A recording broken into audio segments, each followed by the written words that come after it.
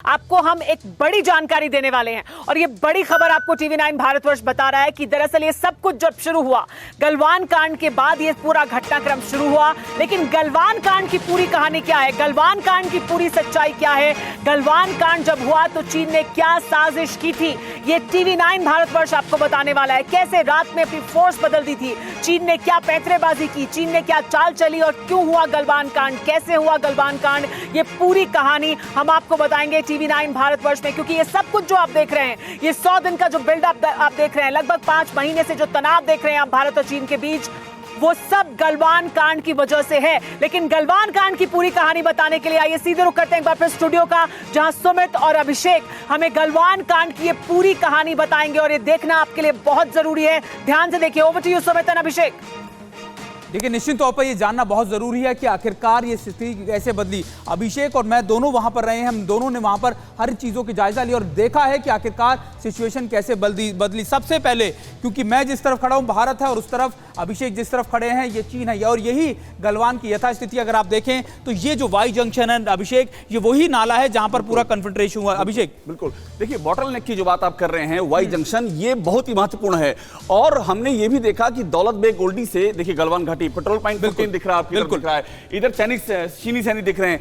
ये जो patrolling point 14 है, ये बेसिकली वही क्लैश पॉइंट है जहां से चीजें शुरू हुई थी। 5 मई अभिषेक 5 मई 2020 को करीबन 12 बजे दोपहर को, और ये सारे सैनिक जो थे पीपी 14 के पास आ गए और चीन के करीबन भारी संख्या में सैनिकों ने अपनी जो डिप्लॉयमेंट थी वो पीपी 14 की तरफ बढ़ा दी। अभिषेक, और बड़ी बात देखिए ये भी है कि जब हमारे सैनिक वहां पर गए, जो हमारी एक पेट्रोलिंग पार्टी वहां पर गई, तो वहां पर जो बातचीत थी उनको नहीं पता थी कि पहले से मोबिलाइजेशन कर रखा है, और उनके हाथ में जो असले थे आप हैरान हो जाएंगे। जैसे कि मिलिशिया, साउथ अफ्रीका में जो मिलिशिया होते हैं उनके पास जो असले होते हैं वो असले रखे हुए थे। बिल्कुल अभिषेक, और यही बात है जो लगातार हम बता रहे हैं कि कैसे चीन की बड़ी साजिश थी। और उसके बाद 6 मई को दोनों तरफ से एक दिन की शांति हुई, यानी ये पीपी 14 के पास लगातार जब ये डिप्लॉयमेंट की गई उसके बाद एक दिन चीन ने कुछ नहीं किया। यही सबसे बड़ी वजह थी कि चीन ने सबसे पहले अपनी मोबिलाइजेशन आगे की, उसके बाद चुप बैठ गया ताकि भारत उस पर कुछ रिएक्ट करे, और अगर रिएक्ट नहीं करता है तो फिर वो आगे और ज्यादा बढ़ जाए। अभिषेक, बिल्कुल ठीक कह रहे हैं आप। और देखिए हम बारी बारी से आपको दिखा रहे हैं कि कैसे सिचुएशन चेंज हो रही है।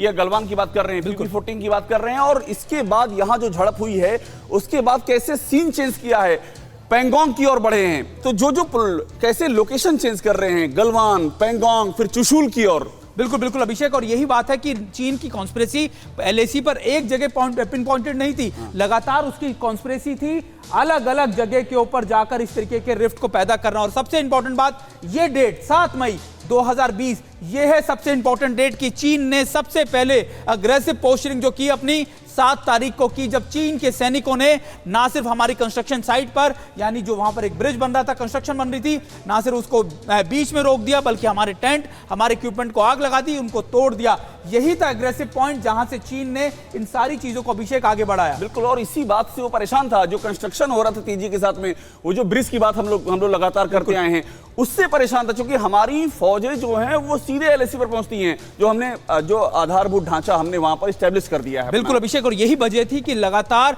चीन को यह डर था कि अगर भारत ने कंस्ट्रक्शन कर ली तो उसके लिए बहुत बड़ी दिक्कत होगी, और 7 तारीख को लगातार चीन की कोशिश थी। अब इसके बाद अभिषेक करीबन 1 महीने तक बातचीत कई बार चलती रही, कमांडर लेवल, ब्रिगेडियर लेवल, आपको याद होगा कि कई इसको लेकर बातचीत यहां दिल्ली में भी होती रही। अब सारी चीजें बदली अभिषेक 13 जून 2020 को, जब वहां के लोकल कमांडर्स ने, जिसका नाम सुरेश बाबू था, और उनके जो काउंटर पार्ट थे, उनकी मीटिंग हुई। पहली मीटिंग कमांडर लेवल पे तय किया गया कि अब लोकल लेवल के कमांडर होंगे, बातचीत से इसको सुलझाएंगे। अभिषेक, बिल्कुल, देखिए इस बातचीत में ये एकदम हो गया था कि चीजें पीछे हो जाएंगी, ये एकदम तय हो गया था। यही हम लोग जो कहते हैं कि चीन का जो धोखा देने की, पीठ में छुरा भोंकने की रणनीति यहां दिख रही थी वो। बिल्कुल अभिषेक, यहां पर काफी लंबी बातचीत की गई दोनों की तरफ से, और कहा गया कि चलिए समन्वय बन गया है, आपस में ये कॉन्फिडेंस हो गया है कि अब दोनों लोग पीछे हट जाएंगे और चीन जहां से आगे आया है वहां से पीछे हट जाएगा। अभिषेक, बिल्कुल, और देखिए अब ये पूरा आलम समझिए आप, अभी आपको अगला पॉइंटर दिखाई पड़ेगा, तो आप ये समझ लीजिए कि चीजें यहां पर स्टेबल हो गई हैं।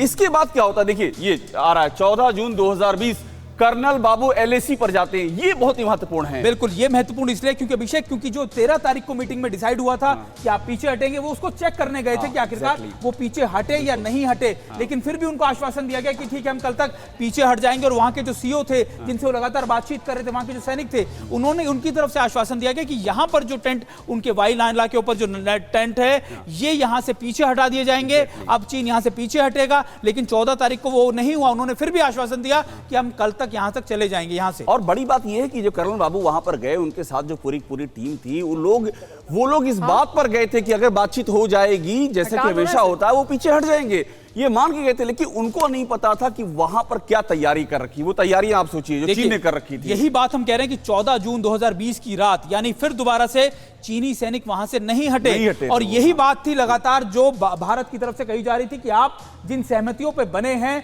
आप जो वादे आपने किए हैं, कम से कम वो वादे पूरे किए जाएं। और ये सीओ लेवल पर, यानी कर्नल लेवल की जो मीटिंग हो रही थी, उस पर बार बार कहा जा रहा था कि आप कम से कम अपने वादों पे हटिए। आपने जो डिसएंगेजमेंट की बात कही है मीटिंगों में, उनके ऊपर तो राजी हुई है अभिषेक। हाँ बिल्कुल। और सबसे बड़ी बात यह है कि देखिए, अभी अगला आपको तस्वीर दिखाई पड़ेगी। हम तो ये कह रहे हैं कि ये देखिए 15 जून 2020, ये वो तारीख, ये बहुत ही महत्वपूर्ण है। मतलब आप यूं समझ लीजिए कि चीन का जो पूरा इरादा था, वो एक बहुत बड़ी घटना को अंजाम देने का था। उनको ये नहीं पता था कि हमारा रिस्पॉन्स क्या होगा, इसका उनको आइडिया नहीं था। बिल्कुल अभिषेक, और यहीं से अब 15 जून 2020, ये है वो सिचुएशन ट्विस्ट वाली, आप कह सकते हैं कि जिसने पूरी सिचुएशन को एलएसी पर मोड़ दिया। 15 जून को जब हाथापाई शुरू हुई, और खास बात अभिषेक ये कि कर्नल बाबू को सिर्फ ये पता था कि वहां जो कंपनी तैनात है, जिन लोगों से वो बातचीत कर रहे हैं, वो वहां पर मौजूद होंगे। इसलिए वो निहत्ते वहां पर उन लोगों से मिलने गए कि आपने जो बात कही थी, 2 दिन से आप हमें बात कर रहे हैं, आप पीछे हटिए। लेकिन हुआ उल्टा, वहां पर पूरी कंपनी चेंज कर दी गई, सीओ चेंज कर दिए गए वहां के चीनी सैनिक। और उसके बाद 15 जून को 3 जगह झड़प हुई। और अभिषेक, ये इंपॉर्टेंट इसलिए क्योंकि PP-14 पे लगातार एंगेजमेंट की बात हो रही थी, लगातार ये बात कही जा रही थी कि आप यहां से हट जाइए। लेकिन जो सीओ थे कर्नल बाबू, जो वहां पहुंचे, तो उन्होंने देखा कि ना सिर्फ वो कंपनी बदली है, लेकिन वो कंपनी या फिर वो लोग, चीनी सैनिक, वहां पर बात करने के लिए 16 बिहार रेजिमेंट और 3 सिख रेजिमेंट, ये नाम याद रखना जरूरी, क्योंकि इन्होंने इतिहास रचा है। यहां कोई हथियार नहीं था, सिर्फ जज्बा था, और वो मारा है चीनियों को कि आप सोचिए आज तक वो कब्रें तलाश रहे हैं चीन में। अभिषेक, यही हिस्ट्री में कहते हैं कि मिलिट्री हिस्ट्री में ये तारीख और ये रेजिमेंट्स हमेशा याद की जाएंगी, क्योंकि हैंड इन हैंड के फाइट के अंदर इन्होंने चीनियों, जो संख्या में ज्यादा थे, चीन के 46 जवानों की मौत। बिल्कुल बिल्कुल। और मैं आपसे अभी भी कह रहा हूं सुमित, 46 जवानों की मौत का संख्या और भी ज्यादा है जो वहां चीजें सामने आ रही। 46 तो ये जो वो मान रहे हैं। बिल्कुल बिल्कुल। और ये कुछ फैक्ट हैं गलवान के, जो हमने आपके सामने रखे। एग्जैक्टली क्या हुआ, कैसे हुआ, गलवान ने सिचुएशन कैसे बदली। क्या आप पर भी बरपा है जालसाजी का कहर? सपने टूटे आपके, न घर के न घाट के।